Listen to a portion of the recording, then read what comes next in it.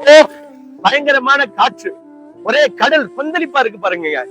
நிறைய நேரத்துல நம்ம வாழ்க்கையில இப்படிதான் சில பிரச்சனைகள் இந்த கடல் போல கொந்தளிக்குது. இயேசு கிறிஸ்து வாழ்ந்த நாட்கள்ல அவர் கடல்ல போய்கிட்டு இருக்கும் போது இப்படிதான் ஒரு பெரிய கொந்தளிப்பு வந்துச்சு. உடனே அந்த கொந்தளிப்பை பார்த்து சொன்னாரு, இறையாத, அமைதலா இரு அப்படின்னு சொன்னாரு. உடனே அந்த காற்றும் கடலும் அவருடைய வார்த்தைக்கு கீழ்ப்படிஞ்சிருச்சு பாருங்க. பயந்த சீசர்களை பார்த்து சொன்னாரு, ஏன் உங்களுக்கு விசுவாசம் இல்லாம போயிருச்சு அப்படின்னு சொன்னாரு. நிறைய நேரத்துல நம்ம வாழ்க்கையில இருக்கிற அந்த பிரச்சனைகளை, இது போல நடக்கிற சூழ்நிலைகளை கண்டு நம்மளும் பயந்து போயிடுறோம். விசுவாசம் நம்மகிட்ட இல்ல. நீங்க விசுவாசம் உள்ளவர்களா இருங்க. இயேசுவை நோக்கி பாருங்க. உங்க வாழ்க்கையில வர்ற கொந்தளிப்புகளை, பிரச்சனைகளை அமர்த்த அவர் போதுமானவரா இருக்கிறார். சோர்ந்து போயிடாதீங்க. விசுவாசத்தோடு ஜெபம் பண்ணுங்க. நிச்சயமாய் நீங்க நினைச்சுக்கிட்டு இருக்கிற கொந்தளிப்பு மாறும். உங்களுக்காக ஜெபம் பண்ணட்டா?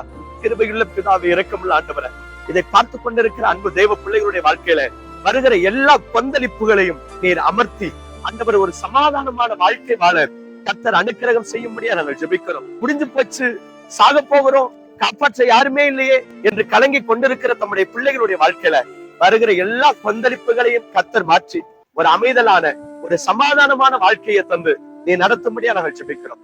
கிருபை உண்டாகட்டும், ஆசீர்வதியும். இயேசுவின் நாமத்தில் ஜெபிக்கிறோம் எங்கள் ஜீவனுள்ள நல்ல பிதாவே, ஆமென். விசுவாசம் உள்ளவங்களா இருங்க. கொந்தளிப்பை அமர்த்துகிற கர்த்தர் உங்களோடு